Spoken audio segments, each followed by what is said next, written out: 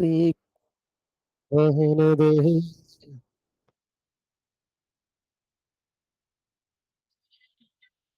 Lead pencil है। Lead pencil है। वाह। मैंने बहुत टाइम बाद देखी ना। मैंने नहीं देखी ना, लेकिन रोज मेरा ध्यान आज गया। तो कितनी बार तो बैठी यहाँ पे। रोज मत बोलना, क्योंकि अपनी शिफ्ट में भी अभी है। चलो। हाँ।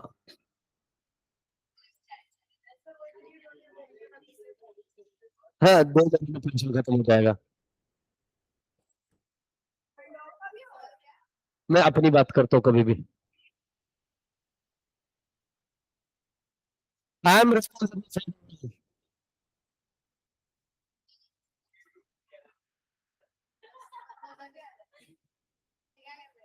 लॉ में मजे ही आते हैं। लॉ है वो। Law is love.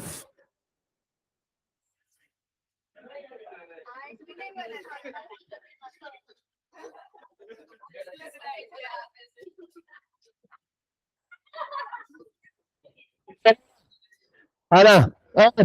बीच का बंदर। है ना, कभी इधर बात कर, कभी इधर। क्या तकलीफ है तुम पीछे पीछे। तुम एक एक वो उसको। हाँ, तू उधर बैठ। तो मैं पता।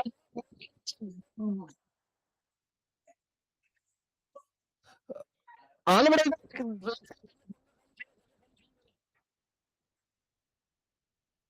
ठीक है।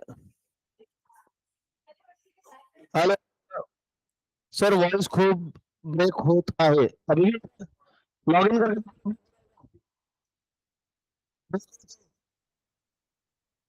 सिर्फ लॉग इन करके चालक बंदे बैठ के नोटिफिकेशन पर यूज करके।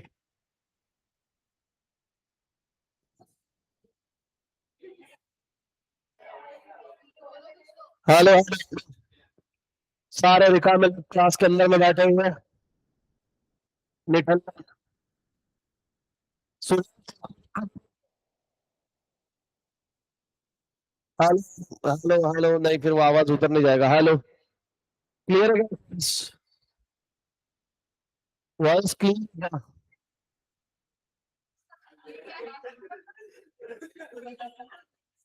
Choice choice. हाँ। Hello hello. Hello hello. Siya, तू पागल है क्या? नहीं, बीच में जा रहा।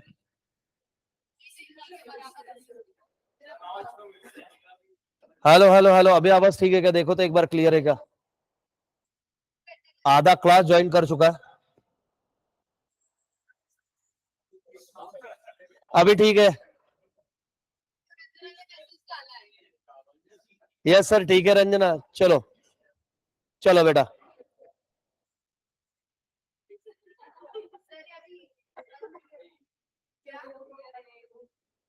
हेलो हेलो, अभी वॉइस क्लियर है? I think so.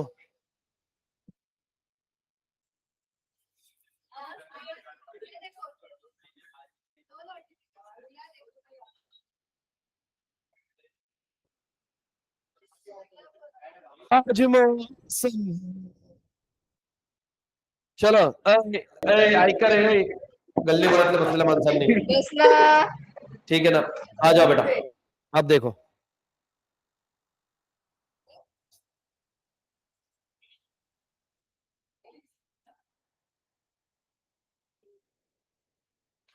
Stabilization versus stabilisation. वो किधर गया वापस? हाँ, इधर है। हाँ। वो गायब हो जाता, हो उसका ध्यान रखना पड़ता। Stabilisation function. Macroeconomic stability is said to exist when an economy output match its production capacity. आपका आउटपुट और आपका प्रोडक्शन कैपेसिटी मैच करता है। Then economics total spending. अगर तू कल से मेरे को यहां पे नहीं दिखा, सारे लेक्चर में यही चाहिए मेरे को, तो यहां है ना आत्मा, तू काय को आया?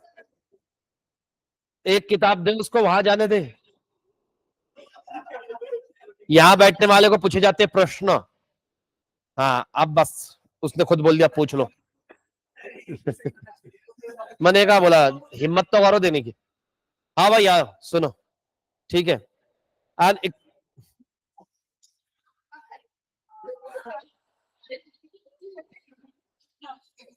The economics total spending matches it's total output, आपका प्रोडक्शन कैपेसिटी और आपका आउटपुट मैच करता है, ठीक है ना। जा बेटा जा, चल पीछे। हाँ तू यही रहा टेडी बियर, ठीक है ना। आज बालू के कपड़े पहन के आया ना ये, ठीक है बेटा। जो जो लोग उसको पोता बोल रहे हैं, आगे यही पोते के अंदर में कचरा चुनना पड़ेगा नहीं तो, ठीक है। The economy's labour resources are,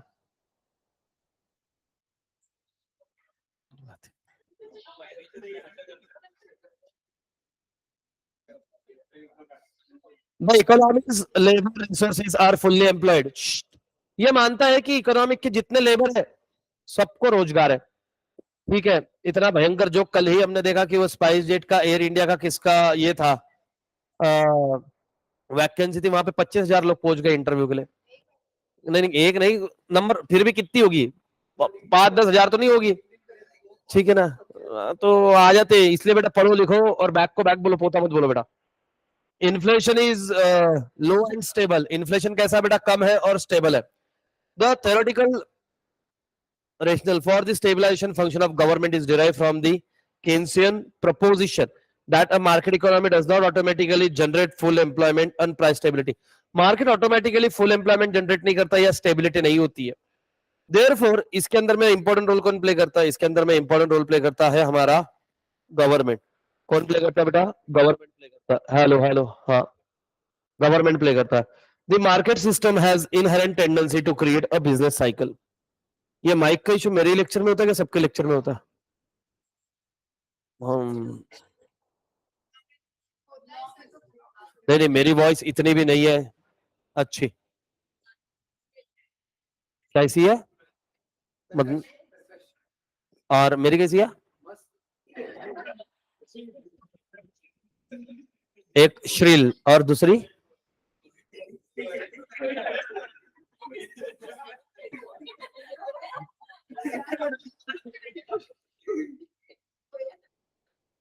ये का कालत बोलोगे? अच्छा,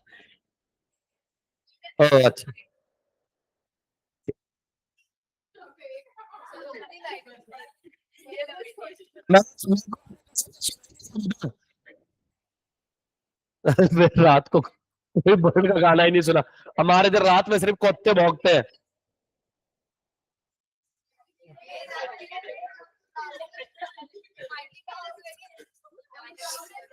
वो जुगनू नहीं था बेटा।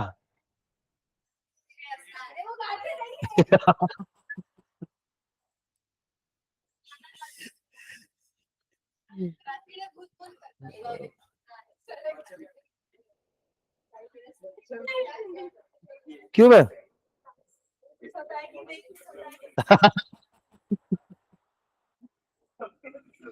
आकांक्षा पहली बार किसको नहीं बोल रही, तू सताएगी नहीं।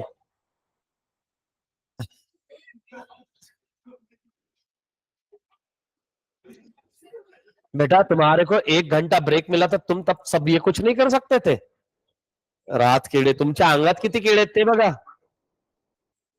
The market system has inherent tendency to create a business cycle. देखो बिजनेस साइकिल ये मार्केट क्रिएट करता है। बिजनेस साइकिल मतलब क्या, बिजनेस में कभी अप और डाउन आएगा। The market mechanism is limited in its capacity to prevent और to resolve the disruption cause by the fluctuations. मतलब क्या है डिसरप्शंस, मतलब क्या होता है, डिस्टर्बेंस, प्रॉब्लम्स, ऑब्स्टेकल्स, ठीक है। The government and the country's central bank promote full employment and the price stability. ओह वाह, देखो यहाँ पे एक बात डिस्कस करेंगे, गवर्नमेंट किसके हेल्प के साथ में, and country central bank promote full employment and price stability through out prudent fiscal policy and monetary policy. इसका क्या मतलब हुआ? देखो आप 12th में हो, 12th में आपको आएगा, और जो बच्चे 12th पास आउट होके आए उनको पता होगा, ठीक है। तूने खुद इनवाइट किया मेरे को। मैं अच्छा एक्सप्लेन कर रहा था, तूने आंख बंद करके कि ये पूछे नहीं मेरे से। बोल, तूने मन में ये बोला कि नहीं? सच में नहीं पूछा मैं सवाल। क्या? सब जोर से बोल, क्या किया तूने?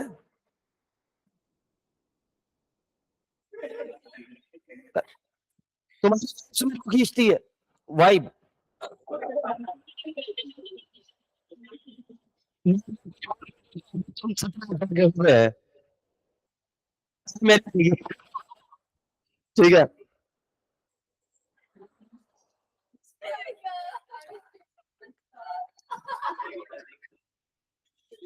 अगर अगर ऐसे स्टूडेंट रहे तो डीले तो होगा ही ना।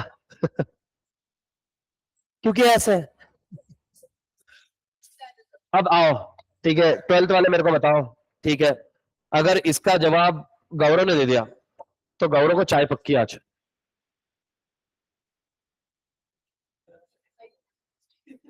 गौरव, ये लाइन को मेरे को एक्सप्लेन कर और इसमें बताना मेरे को policy on monetary policy. Physical policy, physical policy मतलब बेटा मालूम है तेरे को क्या होता है? नहीं। कैसे मालूम रहेगा? क्योंकि 11 12 में तेरे को पता नहीं। ठीक है, मैं बता देता हूँ।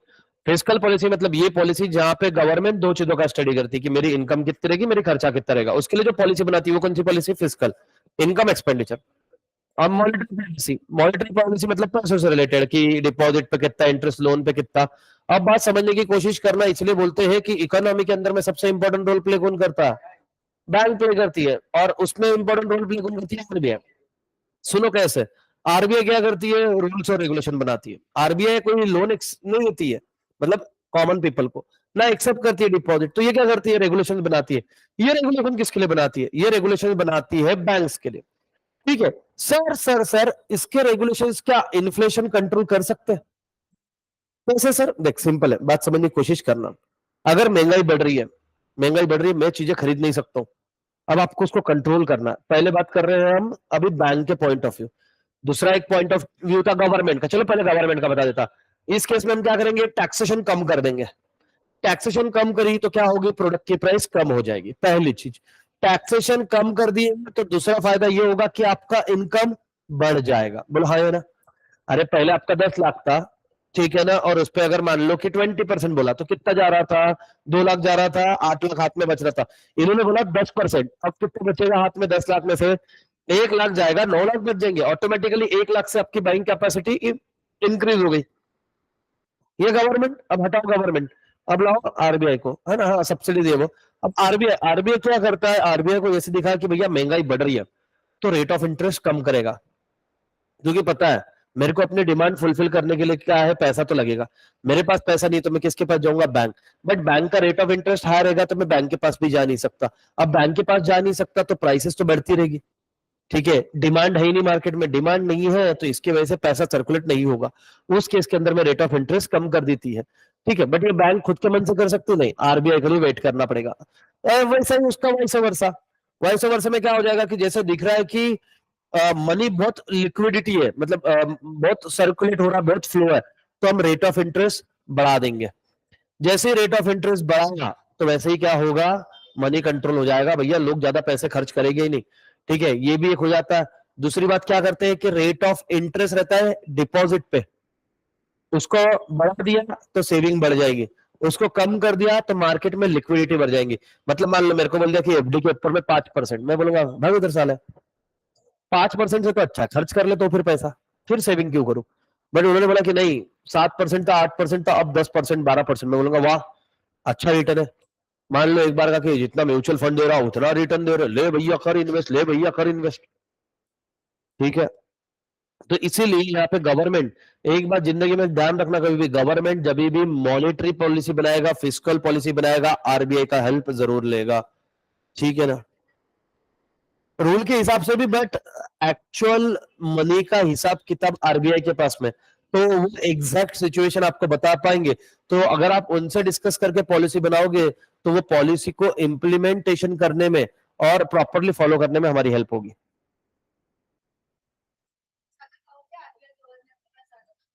RBI government.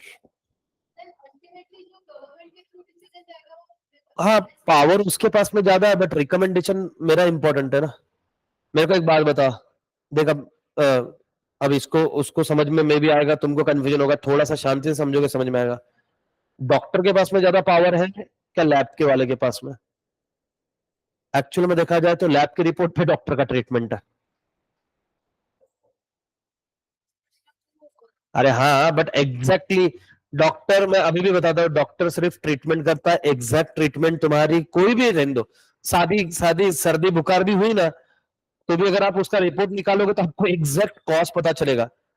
पता है एलर्जी टेस्ट होता है, पता है तुमको? अभी आपके आज के जमाने में एलर्जी टेस्ट आ गया। एलर्जी टेस्ट मतलब आपका ब्लड सैंपल लेते हैं, उससे पता चलता है कि आपको आपके ब्लड के अंदर में कि किस चीज की एलर्जी है। मतलब कितने लोगों को, मेरा जो डॉक्टर है तो वो मेरा बहुत अच्छे पहचान का है, तो बहुत अच्छे रिलेशन है मेरे उसके, तो बहुत चीजें डिस्कस करता जब फ्री रहता, तो बोलता है कितने लोगों को गेहूं की एलर्जी होती है, गेहूं की। हाँ, जो लोग गेहूं कंज्यूम करते हैं ना, उनको ग्लूकोज और शुगर शूट होता है, गेहूं के अंदर में शुगर होता है। तो शुगर शूट होने का रीजन भी कितनी बार चपाती रहती है। अब वो बोलते कि हमारे इन्होंने मिठाई खाई, नहीं मिठाई क्या, वो उसको एलर्जी गेहूं की है, ककड़ी की एलर्जी रहती है। जैसे मेरे को ककड़ी खाऊंगा तो मेरे को छींके आती है। अब कितने लोगों को ककड़ी की एलर्जी रहती है, उनको इचिंग होता है। मतलब वो डिपेंड्स कि तुम्हारे क्या क्या क्या क्या क्या क्या है। ठीक है, जैसे अब लोग बोलते हैं कि चाय इज अ पॉइजन, बट हमको देखो, एक पिलाओ दिन भर काम कराओ, कितनी भयंकर एनर्जी आती है। मैं यहाँ से अकोला पहुंचा था 3 बजे, 2-3 बजे पहुंचा मैं, मतलब सब आवर रिवर के घर पे। मेरे दोस्त की बारात थी 5 बजे, मतलब निकलने वाली थी। मैं घर से कैसे वैसे कपड़े पे, मैं पूरे रात को, मतलब ट्रेन में मैं जनरली ट्रैवल करते टाइम खाता नहीं, सुबह कुछ नाश्ते में खाया नहीं। ठीक है, बस उसके बारात निकल रही थी उधर, उधर बस एक कप चाय पिया अपन ने कोपचे में। उसके बाद 2.5 घंटा नाचा हूं मैं।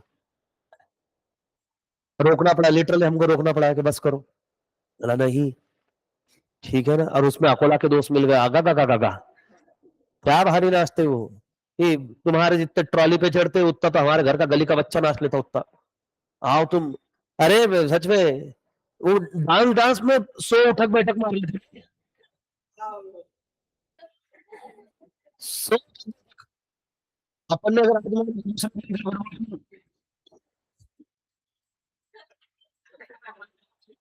असा बसू बेंचवर आणि बसल्यावर उठून, और ऐसे इसमें दोस्त को अगर मालूम पड़ गया कि भैया आज ये मार खाया उसने, उठक बैठक उसने थाइस पे एक फटका मार दिया।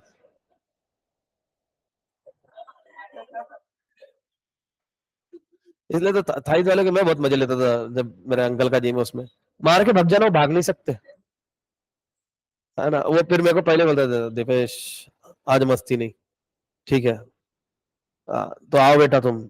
इसका मतलब ये नहीं कि दोस्त को पूछा थाइस है दे फटके, कर सकते, बिल्कुल। In the absence of appropriate, हाँ, तो तेरे को तेरा जवाब मिला। रिकमेंडेशन तो हमारा है सर, मैंने जैसे डॉक्टर बोलते कितनी बार रिकमेंड करते, देखो after all it is your decision, finance minister is, मान लो तुम, डॉक्टर मतलब मैंने बता दिया भैया तुमको सर्जरी करना, मेरे को लगता है कि तुमने सर्जरी कर लेनी चाहिए। Now it is up to you कि हार्ट अटैक का वेट करेगा सर्जरी, यू आर लाइक कि नहीं, खाने पे कंट्रोल करेंगे, अभी पैसा नहीं है, सर्जरी पोस्टपोन।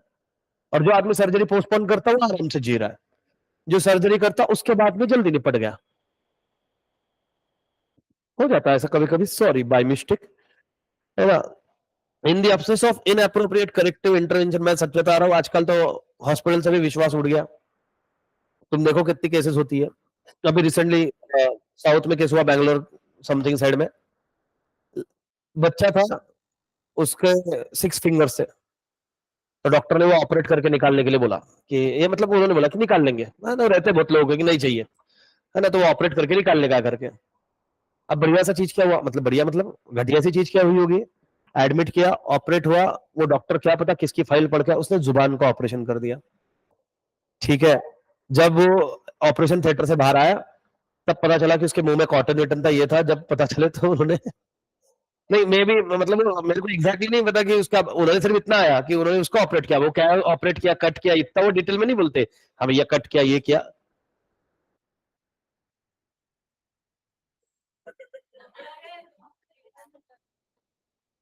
होता है, बहुत बार होता है। ठीक है, तो इसलिए भैया मैं तो कभी भी ऐसे बड़ी चीज रहती 4 बार कंफर्म करना पड़ता कि ये क्या है वो क्या है। ठीक है ना। तो होता मेरे कुछ उनके साथ में, जब वो विजडम टूथ का ऑपरेट किया था, वो एक इंजेक्शन देना भूल गई थी। उसका एक इंजेक्शन देना भूलने की वजह से मेरे को 3 दिन स्वेलिंग था पूरे चेहरे पे और दर्द हो रहा था।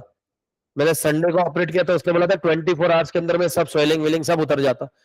मैंने उसको सैटरडे इवनिंग का अपॉइंटमेंट मांगा था, बट उन्होंने दिया नहीं ड्यू टू सम रीजन। तो संडे मॉर्निंग का, तो मैंने ऑपरेट किया, मंडे तक स्वेलिंग था, तो मंडे की छुट्टी ली थी कि एक दिन रेस्ट उसको बात करने के लिए, क्योंकि उसमें 6 स्टिचेस थे पीछे, है ना। और ट्यूसडे से मेरे लेक्चर्स चल रहे हैं, मेरे को एक फिंगर जाएगी इतना भी मुंह नहीं खोलते आ रहा था। और वैसे इसमें मैंने लेक्चर्स लिए थे, जो वो बच्चे बोल रहे थे उस टाइम पे, अगर 12th का फेलिसिटेशन था तब सुनना चाहिए था, कि वैसे इसमें 2 दिन लेक्चर लिए। मेरे को पता क्या नेक्स्ट लेवल पेन हुआ होगा, क्योंकि ये जो पेन होता है ये सिर्फ यहाँ दर्द नहीं करता, ये सीधा यहाँ से इसकी वेन से आंखें और सिर, सिर तो अंदर से मतलब ऐसे कि फट गया हो पूरा, है ना। तो वैसे इसमें लिया, और मैंने जब उनको जाके बताया कि मैम ये ऐसे ऐसे हो रहा है, तो उन्होंने जब उनके असिस्टेंट से डिस्कस किया तब उन्होंने बोला कि नहीं सर ने तो दिया ही नहीं। बोले मैंने बोला था कि वो पढ़ाने वाले उनको ये दे देना, इससे स्वेलिंग उतरेगा ये वो। उनका मिसकम्युनिकेशन मेरे को कितना भारी गिरा। बोले नहीं सर, जनरली कोई देता है कोई नहीं देता। अब तुम जनरली कितना कवर करोगे तुम, अब वो 3 दिन कितना सफर किया हूं मैं, हो जाता। अब उसकी इतनी सी मिस्टेक वो उसको लग रही होगी जो मैंने, और उसके ऊपर में तुम पेन किलर खा रहे हो, pain killer is the worst thing. ठीक है, पेन किलर तुम्हारा डाइजेस्टिव सिस्टम खराब कर देता पूरा, और वो 650 mg, और वो लो खाना खाओ, वो लो क्लास में खड़े रहो, ये भी हो रहा है। और पेन किलर आधे एक घंटे बाद इफेक्ट करती है, नींद आधा नशे में,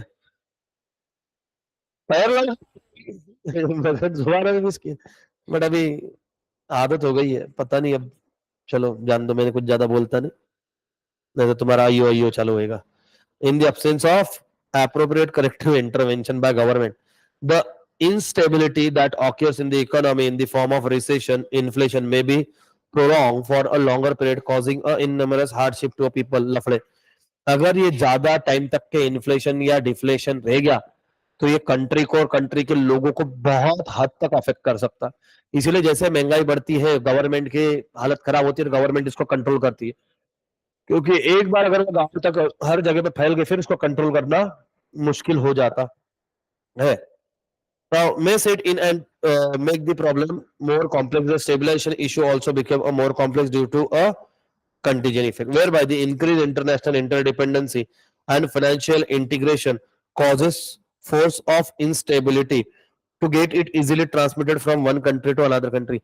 आज सारी कंट्री एक दूसरे से रिलेटेड है, तो एक कंट्री की इंटरडिपेंडेंसी दूसरे के ऊपर में है, तो एक कंट्री के अंदर में महंगाई बढ़ी तो वो धीरे धीरे दूसरे कंट्री को बढ़ेगी ही बढ़ेगी, और अल्टीमेटली सारे कंट्रीज को उसका फटका बैठेगा। इसीलिए देखो कभी भी वॉर जब होता है तो सब कंट्रियां एक दूसरे को रिक्वेस्ट करती है, भैया मत मार बम, भैया मत मार बम। क्यों? क्योंकि भैया कल को महंगाई तुम्हारे इधर बढ़ेगी, वो अफेक्ट करते करते करते करते बाकी कंट्रीज को भी अफेक्ट होगा। देखना, तुमको एक चीज बताता हूँ, जैसे मैंने इसके पहले भी बताया, वॉर के टाइम पे 3 चीजों की प्राइस बहुत स्पीड से बढ़ती। सबसे पहला गोल्ड, गोल्ड भागेगा, रीजन है उसके पीछे बताता हूँ। ठीक है, दूसरा पेट्रोलियम, मतलब ऑयल हो गया, पेट्रोलियम हो गया, ये भागेगा। और तीसरा तुम्हारा नेसेसिटी, है ना। तो जैसे ही वॉर होगा या वॉर वाली सिचुएशन आएगी, तुम्हारे घर वाले पहले मार्केट यार्ड भागते और पहले तेल का डब्बा उठाएंगे। तेल महंगा होगा, रातों रात गेहूं महंगा नहीं होगा, तेल महंगा होगा, तेल का डब्बा उठाएंगे। ठीक है, पेट्रोल पेट्रोल बताइए, पेट्रोल महंगा, बट ये नेसेसिटी, पेट्रोल इसलिए कि चल तुम रह जाएगा एक बार में, ये लगता है वो। और गोल्ड इसलिए क्योंकि सारे ट्रेड होते हैं आपके करेंसी में, तो करेंसी नहीं है तो गोल्ड में, है ना। तो इसीलिए जब कोई कंट्री, है ना, मैंने इसके पहले भी बताया था, तुम्हारे को बताया था कि नहीं, अगर याद होगा तो, जब कोई कंट्री कंटिन्यूअसली गोल्ड बाय करती है तो सबको लग जाता है कुछ तो बड़ा प्रोग्राम होने वाला है ना। और अभी के मैं मतलब ये ऑफिशियल नहीं बता रहा हूँ, अभी या तुम अपना अपना करो, मैंने बताया भी था पिछले कुछ नहीं, रशियन तो जब रशिया यूक्रेन वॉर हुआ था उसके पहले रशिया ने बहुत गोल्ड खरीदा था, बहुत खरीदा था। तो सब जन को तभी लग रहा था कि रशिया क्यों खरीद रहा है, और तुमको वो पता नहीं, वो बहुत पुराना लफड़ा है उनका। वो यूक्रेन को उचका दिया बाकी लोगों ने, वो रहता ना छोटा बच्चा, जा तू इससे निपट, ये तेरे को कुछ बोला कि हम सब आएंगे तेरे साइड से, उसने इतना धोया उसको, ये बाकी के लोग पहले बोले बोले, फिर बाद में वो बीच में रहता ना, ओ काका आइका ना, किसकी गलती बताओ, तो मोदी जी को पूछा। मोदी जी उस टाइम पे मंदिर में जाके बैठ गए। लो शिव, हर हर महादेव, देख के लो तुम तुम्हारा, ठीक है, मैंने तुम्हें तुमसे भांडणं बघून घ्या, मैंने आमच्याच कोणाला का ऐसा बोल के निकल लिया उधर से।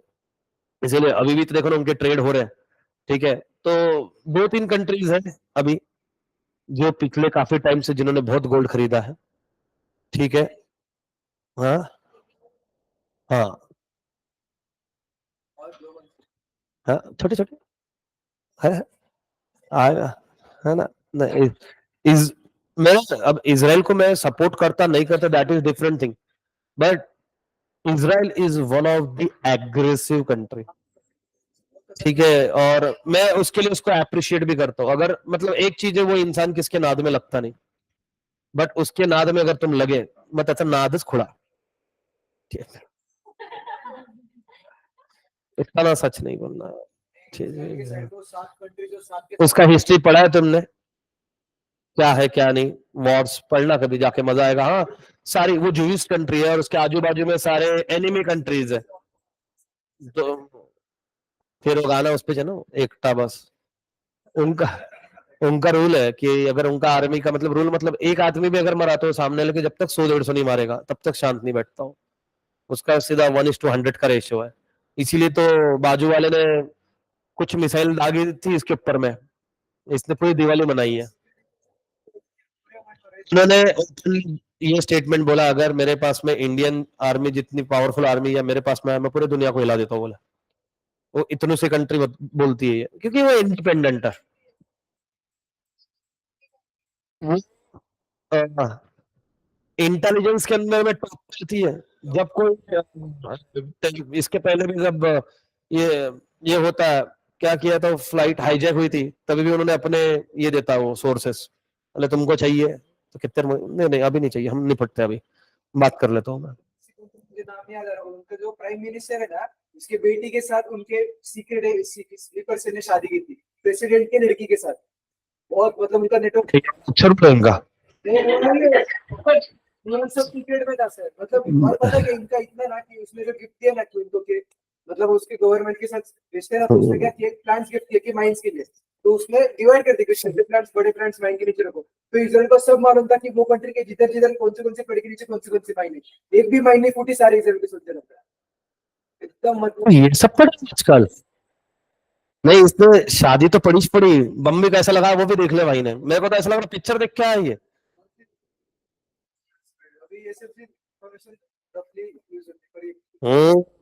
सिक्रेट एजंट, ठीक है, वो बोलला कशाला सांगितलं त्याला, छेड रहे ना, अभी मालूम पड़ेगा, आज आए ना तुम्हारे दोस्त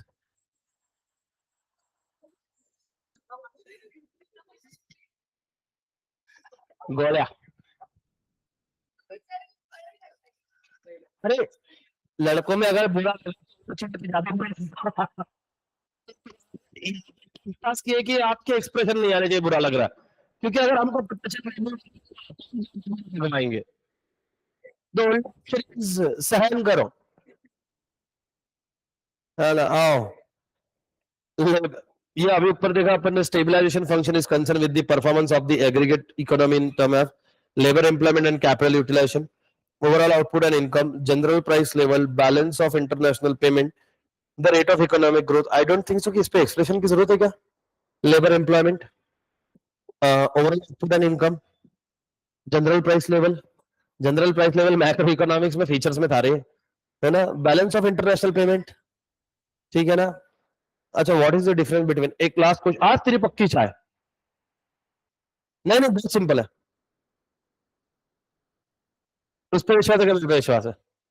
balance of trade and balance of payment में क्या डिफरेंस है?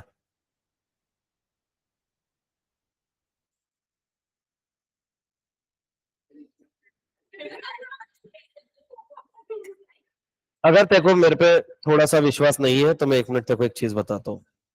हाँ, है ना, डिफरेंस है। किधर गया वो?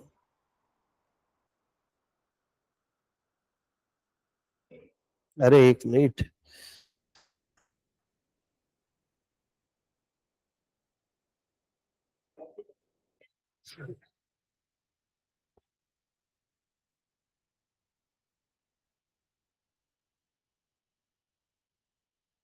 What's balance of trade और balance of payment में is there any difference? हाँ, तो क्या फर्क हुआ दोनों में?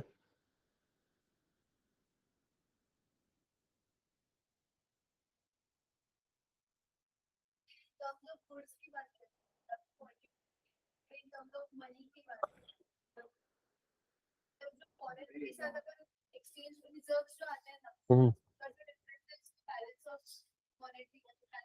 चाय के लिए कोई कितना डिटेल में आंसर दे सकता है?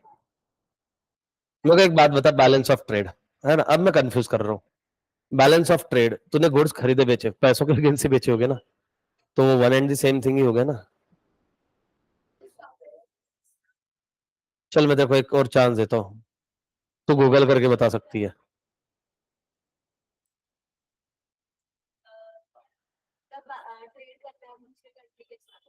हम्म,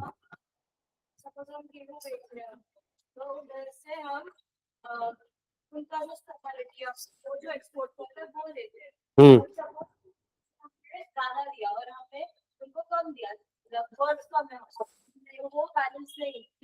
अच्छा, ठीक है।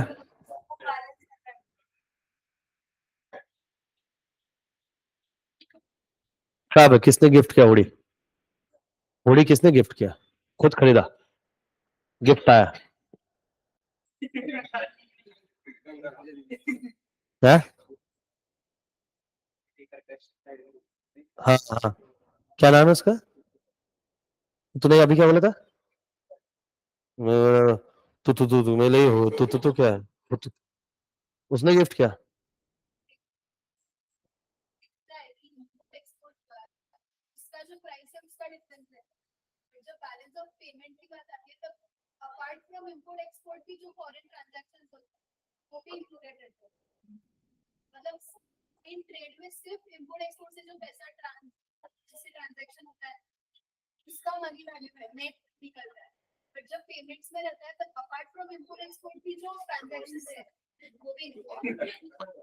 क्या मैं बोल सकता हूँ बैलेंस ऑफ ट्रेड के अंदर में हम सिर्फ गुड्स की बात कर रहे हैं, और बैलेंस ऑफ पेमेंट के अंदर में goods as well as services की बात कर रहे हैं? ठीक है, तो आधी कप चाय मेरी। ये देख, अरे बैलेंस ऑफ पेमेंट और बैलेंस ऑफ ट्रेड है। अभी दे दो, मतलब क्या अभी आएंगी जब आएंगी? मैं बोला आप बीच। मैं बढ़िया हूँ, तू कैसी है? ये अपना फिक्स है भैया। कोई भी मेरे को झगड़े में भी कोई बोले कसा रे तू, मी चांगला आहे, तू कसं आहेस, उधर से झगड़ा खत्म हो जाता है एक सेकंड। अरे दिमाग से पैदल ही आदमी नहीं रे, मैं तो पैर से चलता, तू दिमाग से चलता। उचके का आ गया उड़ गया। चलाओ। Stabilisation function is one of the key function of a fiscal policy. Fiscal policy मतलब कौन सी है? फिस्कल पॉलिसी मतलब कौन सी? हाँ,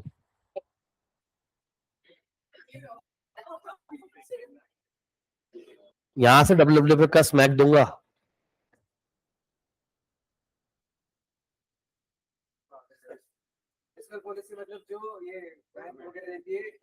बैंक देती है।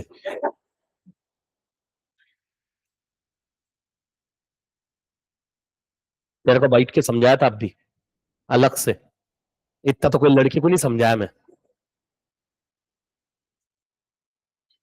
बात कर। ऑफर चाहिए इसको।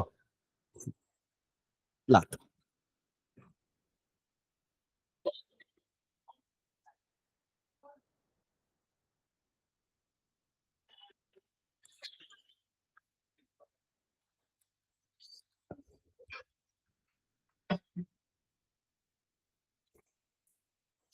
अब देखो, fiscal policy and aims at eliminating macro economic fluctuations. मतलब क्या एलिमिनेटिंग, मतलब क्या रिमूव करना किसको बेटा? Macro economics fluctuation arising from a suboptimal allocation of resources. What is it by suboptimal?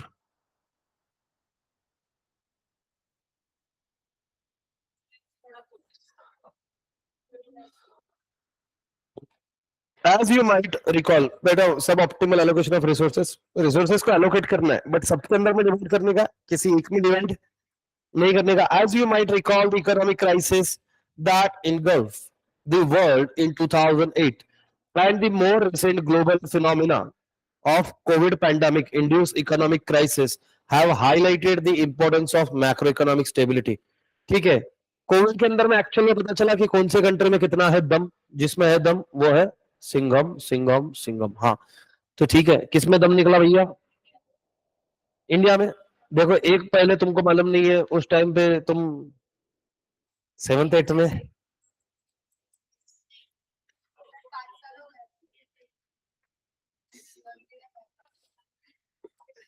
हाँ, है ना.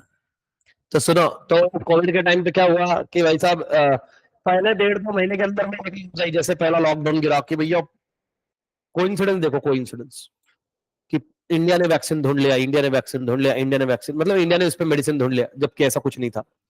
रील बना के वायरल हो गई, है ना. बट कोइंसिडेंटली सबसे पहले वैक्सीन ढूंढी गई इंडिया में. कोइंसिडेंस. ठीक है, कोविशील्ड. फिर उसके बैक टू बैक पीछे आया कोवैक्सीन. ठीक है, दोनों में थोड़ा सा ही डिफरेंस था. एक में 3 महीने का डिफरेंस था, एक में 30 days का डिफरेंस था, है ना. मैं तुम्हारे कैटेगरी में आया, तुम कोवैक्सीन वाले हो सारे, कोई भी कोविशील्ड वाला नहीं, क्योंकि 18 वाले को 18+ वालों को और बच्चों को, यंगस्टर्स को कोवैक्सीन दिया. और कोविशील्ड उस टाइम पे सिर्फ अपॉइंटमेंट मिल रहा था, तो मेरे फैमिली में सबने कोविशील्ड लिया. बट भाई की शादी उसी टाइम पे थी, तो इन्होंने पहले लेके आ गए, स्लॉट बुकिंग हुआ.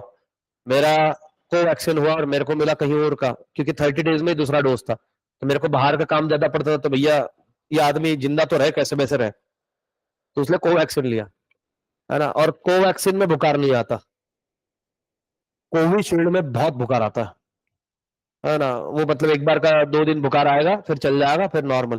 कोवैक्सीन में सिर्फ स्वेलिंग आती है, थोड़ा सा हाथ वीत को प्रॉब्लम होती है. मैंने जिस दिन वैक्सीन लिया 3:30 बजे घर आया, 4 बजे लेक्चर. सिर्फ मेरे को इतना फील हुआ कि मैं इधर से ऐसे वो पैरालिसिस होते जा रहा है जैसे कोई. अरे यहाँ पे लिया था ना लिफ्ट में, तो क्योंकि मेरे को ऐसा कान वीन सिर इधर का पूरा चेहरा ऐसा भारी लग रहा था. हाँ, ऐसा भारी लगने लग गया, मतलब भाई ये क्या है. हाँ. नहीं नहीं, तू जब तक के लेती तब तक के कोविड ही चला गया. एक भी नहीं लिया? कौन कौन एक भी वैक्सीन नहीं लिया?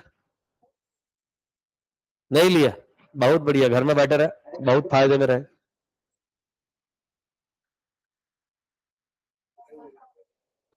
और किसने दोनों डोज के साथ बूस्टर लिया? मैंने 2 ले लिए, 2 तो जरूरी थे, क्योंकि उस टाइम पे अरे मेरे तो भाई की सेकंड वेव में शादी हुई, तो नहीं नहीं. अब पुणे के अंदर में 40 लोग, ये था 144, अब अलाउड ही नहीं थी, पब्लिक अलाउड नहीं थी बात. कोई स्पेशल नहीं है उसमें, सबको 40 था, इसलिए हम राजस्थान गए. वहां पे 200 का था, फिर हमने 200 का 2000 कर ही लिया.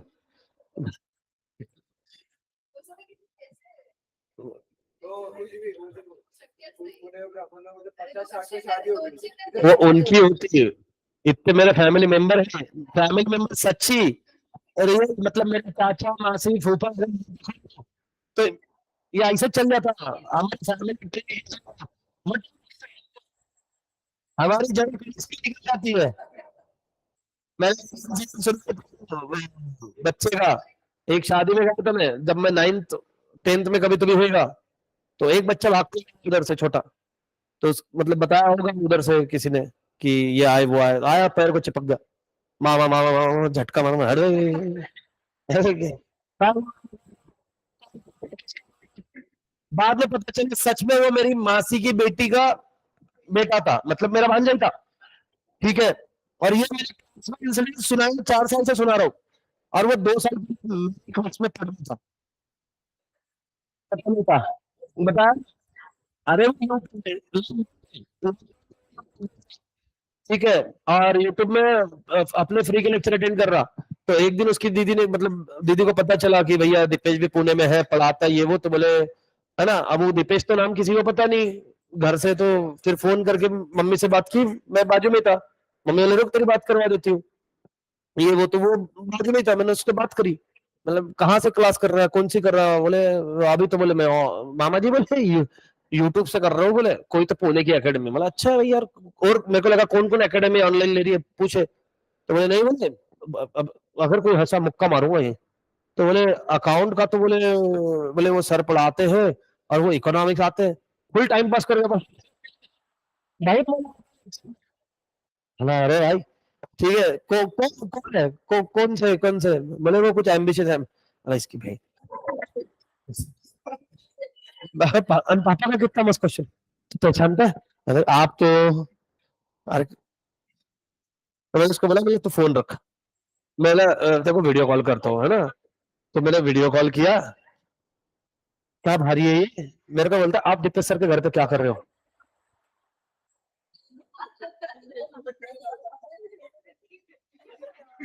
कितना क्वेश्चन है, मतलब दीपेश सर, मैं दीपेश सर के घर, मैंने बोला मैं ही दीपेश सर, बोले नहीं नहीं सच्ची बताओ, तो उसको सब पहले दिन बताया, दूसरे दिन आके कमेंट कर रहा है, राम राम मामा जी, इधर कमेंट में झगड़ रही है, साले सर से फुकट के रिश्ते मत जोड़,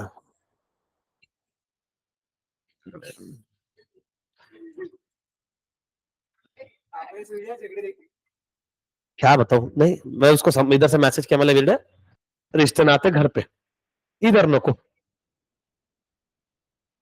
अवघड है अपने, सबसे बड़ी तो शादियों में खराब होती है यार,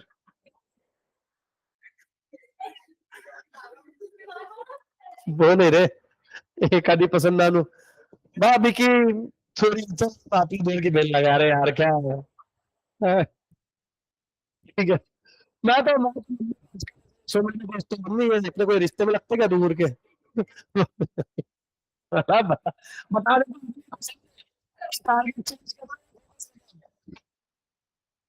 ठीक है ना, आजकल भाभी जी आ गए, तो भाभी जी आ गए तो फुल सपोर्ट में का प्रोग्राम है, देख लो क्योंकि अभी राजस्थान शादी में गया था, आराम से मैं ऐसे कि बस में खड़े थे, सब जेंट्स में ही है, वो मेरे को आते पीछे से, इधर आओ काम है, क्या इनमें खड़े हो जाओ,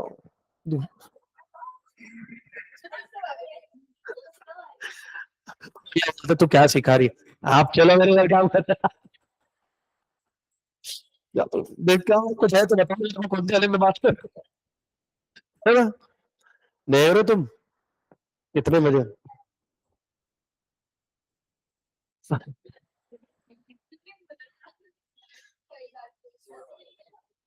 अरे इसका मतलब ये नहीं, अरे अरे मैं कैरेक्टर बचा के रखो, छोड़ो ना तुम, आजा बेटा आजा, गौरव अपन दोनों पढ़ते, देख गवर्नमेंट स्टेबलाइजेशन इंटरवेंशन में भी through out monetary policy, monetary policy बनाने में गवर्नमेंट को कौन हेल्प करता, हाँ नहीं तो आज सच में मुक्का खा रहे हो तू, हाँ आरबीआई नसीब, and fiscal policy, fiscal policy कौन सी होती है monetary policy works through out controlling the size of money supply, देख आगे के नहीं, एंड इंटरेस्ट रेट, मैं झूठ पड़ा था क्या, नहीं ये तो बहुत बढ़िया है ना, इन गर्दन ऊपर क्या which in turn would affect consumption, investment और प्राइस, देख भाई पैसा तेरे पास में है, अब तू कितना खर्चा करता, दैट इज योर कंजम्पशन, अब जो बच गया पैसा उसका क्या करेगा, इन्वेस्टमेंट, बढ़िया बढ़िया, बस तू ऐसे से हाँ हाँ बोल, तू नहीं आंसर दिया तो भी चलता, मैं अपनी इज्जत खुद रख लूंगा, fiscal policy for stabilization purpose attempt to direct the action of individual and organization by means of expenditure and taxation decision, we know that government expenditure injects more money into the economy, injects मतलब छोड़ना, ठीक है, हाँ ऐसा, हाँ market में पैसा ऐसा आता है, स्टिमुलेट्स डिमांड, जो डिमांड के लिए हेल्प करता है, on the other hand tax reduce the disposal income, tax reduce the disposal income, ज्यादा टैक्सेस कम डिस्पोजेबल इनकम, कम टैक्सेस ज्यादा डिस्पोजेबल इनकम, अब अगर किसी ने मुझसे डिस्पोजेबल इनकम का मतलब पूछा, ठीक है ना, हाँ तो तुम्हारा निम्रा बोलो जुको, तो हाँ बाहुबली देख क्या बेटा, जा खाओ गली बाहुबली, ड्यूरिंग रिसेशन, ठीक है, during recession in order to ensure income protection the government increase its expenditure, ओहो देखो रिसेशन के अंदर में गवर्नमेंट को अपना खर्चा बढ़ाना पड़ता है, और कट्स डाउन टैक्सेस, टैक्सेस कम करने पड़ते, तभी तो लोगों के पास में पैसा आएगा, तभी तो लोग पैसा खर्च करेंगे, ठीक है। और a combination of the both aggregate demand is kept stable or even boosted up with money into the hands of people. On the other hand, the controlling high inflation, the government cut down the expenditure और raise the taxes.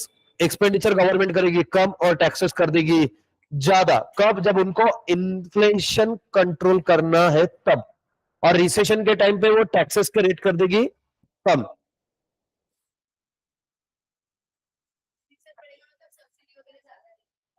हाँ हाँ, और तेरे को कोई difficult है बाजू में पूछ लो, उसको आता है यार, ऐसा क्या कर रही तू? The nature of budget also has an important implication on a country's economic activity. While deficit budget are expected stimulate economic activity. What is meant by implication, or what is mean by economic stimulate? अब देखिए यहाँ पे deficit मतलब क्या है, भले ही आपके पास में कमाई नहीं है फिर भी खर्चा तो करना ही पड़ेगा सर, है ना? हाँ, और surplus budget tend to slow down economic activity, जिंदगी में आता ही नहीं सरप्लस बजट। सरप्लस बजट मतलब क्या है? आपके खर्चे 10 रुपए की, आपकी कमाई 1000 रुपए की, ठीक है। चलो, to sum up, if there is a high inflation, the government may decrease government spending, raise taxes. If there is a high unemployment, government increase government spending, government का खर्चा बढ़ जाएगा। It is often conflict between a different goal and functioning of a budgetary policy. Effective policy designed to meet the diverse goal of government is very difficult to conceive and to implement. The challenge before a government is to how to design its budgetary policy. अभी government के सामने सबसे बड़ा main challenge है कि government को taxation मतलब budget policy किस तरीके से फ्रेम आउट करनी है। हाँ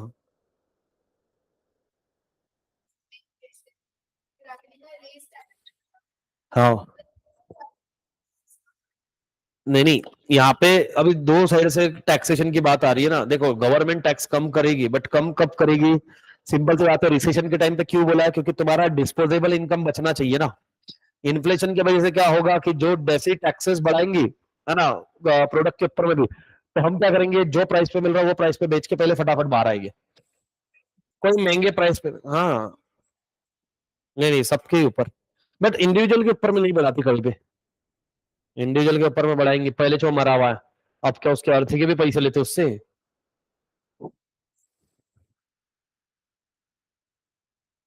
रीड करो इसको यहाँ से तो नहीं, यहाँ से करो तुम।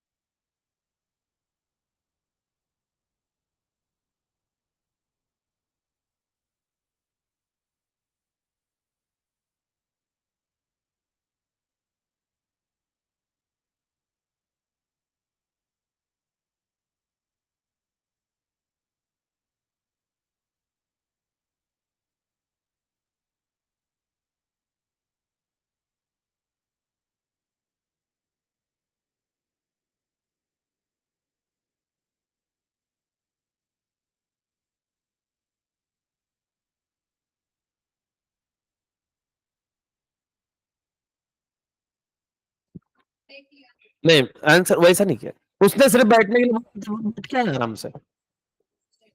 वो मैंने एक लड़के को बोला कि बुक के मतलब एक फर्स्ट चैप्टर मतलब मैथ्स का वो पूरा थ्योरेटिकल था ना, मैं बोला बस पहला चैप्टर देख लिया बाकी देख लेंगे। पहले चैप्टर के नाम पे इंडेक्स और जो इंट्रो रहता है वो लेके आओ चैप्टर का बोला पहले चैप्टर। इसके लिए पढ़ाई जरूरी होती है। एक लड़के ने 7th स्टैंडर्ड के यूनिट टेस्ट के टाइम पर बैग रख दिया और वो लास्ट में बैठा था, उसकी बैग ही नहीं दिखी। बाद में जब मैम को दिखी उसको मार रहा था, जैसा मार खाया। अपन ने नहीं किया कभी।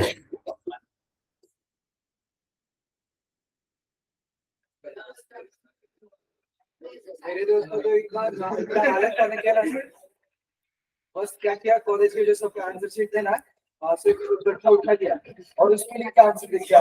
फिर नीचे आके एग्जाम में बोल देने का, मैम को क्या पता कौन सा क्वेश्चन है क्या है, ऐसे पूरा का बिट्टा एकदम जो बड़े बड़े आंसर सब लिख के आया 5 बार के सारे उसके पास मिले। हमने क्या किया था, देखो क्वेश्चन पेपर का इक्वल साइज का रहता है ना, प्रिंट करके लाइन हो क्वेश्चन पेपर को अटैच कर दिया, ऐसा लग रहा है क्वेश्चन पेपर क्यों मतलब कॉपी पढ़ाई का नहीं दे सबसे अच्छा। मैंने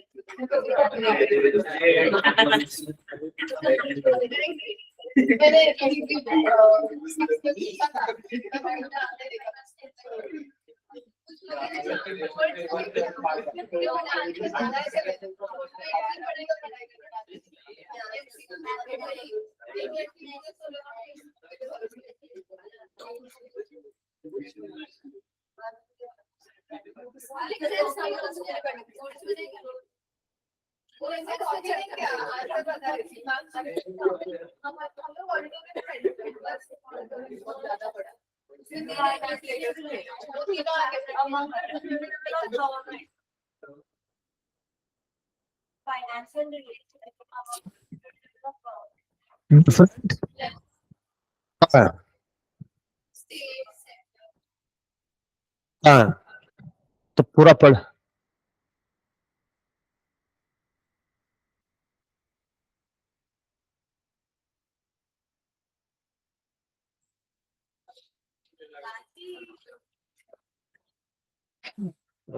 नोट्स पे भरोसा होता मेरे को, मैं वही बोलूं कि ये तो मॉडल साइड नहीं आई, इतना तो मेरे को दिमाग में रहता है।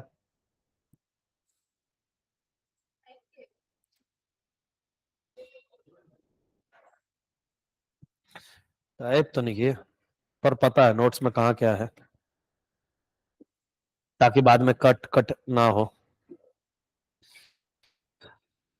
चलो, सेंटर और स्टेट फाइनेंस।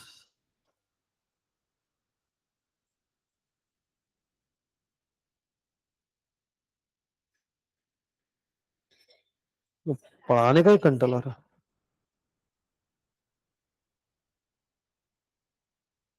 ऐसा कुछ नहीं है।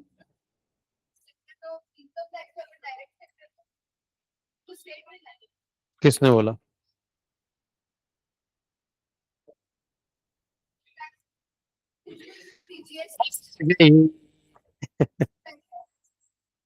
अरे तो वो तो GST है, गुड्स और service tax, which is divided into 2, CG और SGST। तो पहले पूरा जाता है किसको? सेंटर को, फिर सेंटर डिवाइड करता है। हाँ, चलाओ।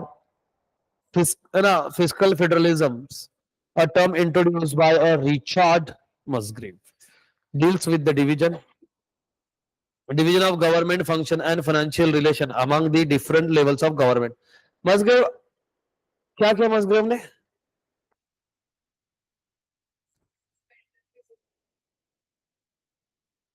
What it means?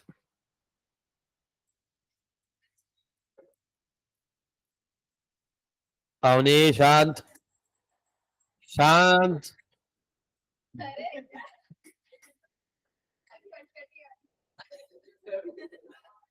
हो लास्ट में, हो तो लास्ट को कट दो। अब कौन बजा रहा है? हाँ, that federal central government should be responsible for performing function related to economic stabilization and income redistribution, and the allocation of resources should be the responsibility of the state and local government.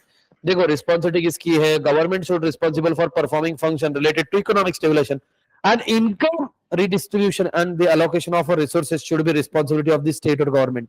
ठीक है, ये government की responsibility, ये state की responsibility है कि जो allocate किया गया है उसको आप प्रॉपरली डिस्ट्रीब्यूट करो। India is an federation of 28 state. हमारे यहाँ पे 28 स्टेट है, 8 यूटी है। यूटी इज नॉट, यू जान दो, अभी कुछ और बोलेंगे। हाँ, यू है ना, वो यूटी 8 union territories। ठीक है, fundamentally federalism is a institution. What is mean by federalism? ही, हाँ, आ गया तेरे को तो आंसर। फेडरल गवर्नमेंट होती है हमारे यहाँ पे। इंडिया में कैसी गवर्नमेंट है? अब अच्छी मत बोलना। डेमोक्रेटिक मतलब कैसी है? अब पेपल के हाथ में फेडरलिज्म के लिए मैं हेल्प कर रहा हूं तेरे को। फ्रीडम नहीं, हमारे यहाँ पे कितनी गवर्नमेंट है? 1 2 3 4।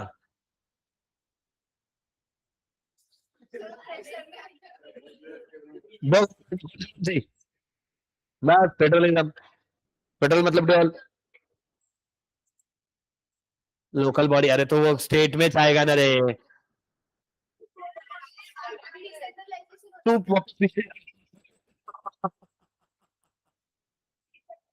सेंट्रलाइजेशन के बाद लोकल गवर्नमेंट्स के पास फिर तू कल को यूटी ही लाई बीच में। डिसेंट्रलाइजेशन हो गया। हाँ। वाह, म्हणजे का? से और लोगों के द्वारा। के द्वारा नहीं, लोगों के लिए, वैसे ही है ना? लोगों को।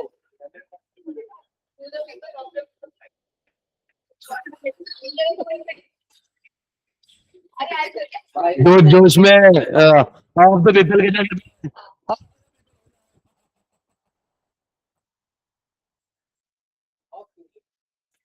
कुठली उंटवलंय महाराष्ट्र माझा? काय कामाचं शिक्षण असं? Yes,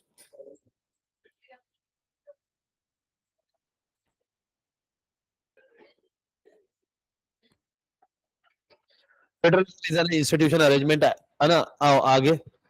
accommodate two set of government, one of the national level, another at a regional level। regional मतलब area wise. each government is autonomous। Her government को अपना अपना अधिकार है अपने रूल्स और रेगुलेशन सेट करने का। an independent judiciary is established to resolve dispute between the central government and the state on issue related to division of power। भैया किसको कितनी पावर रहने वाली है, इसके ऊपर में जो भी लफड़ा विफड़ा होता था उसके लिए क्या किया हुआ है, सबको अपने अपने रोल रिस्पॉन्सिबिलिटी बांट दी है। The Constitution of India has provided for the division of power between the central और state। ठीक है, कॉन्स्टिट्यूशन ने पावर दी है सेंट्रल और स्टेट को और बताया कि किसको कितनी पावर है। क्या होता है sir? Article 246 of the constitution democratic the power of the union and the state by classifying their power into 3 lists, namely union list, state list and concurrent list। चलो, कौन बताएगा concurrent list में क्या आता है?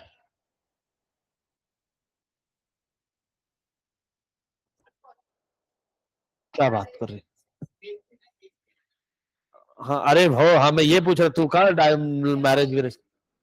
अरे अभी अपन गवर्नमेंट की बातें कर रहे हैं, उसमें मैरिज वेरिज का क्या? तो मेरे को हमारे गवर्नमेंट लिस्ट हमारे डिवोर्स सारे तो मेरे को लिस्ट ओपन करने को मेरा बट आपने बोला नहीं नहीं पण मैं विशेष छोड़ा ना, इज्जत निकल जाएगी आज।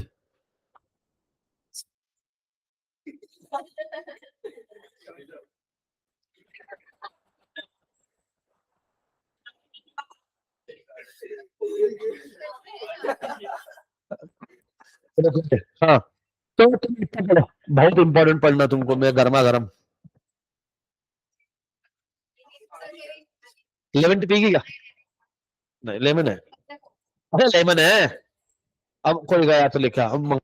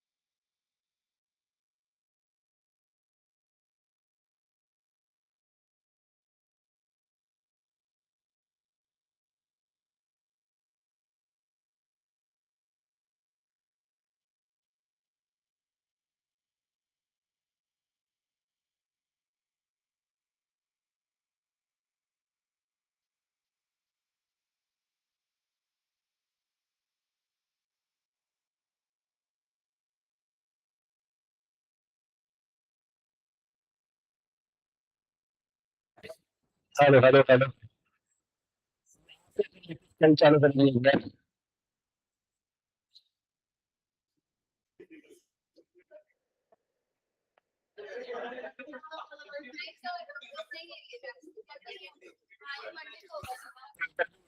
साथ साथ ही चल रहे मोस्टली, थोड़ा आगे पीछे।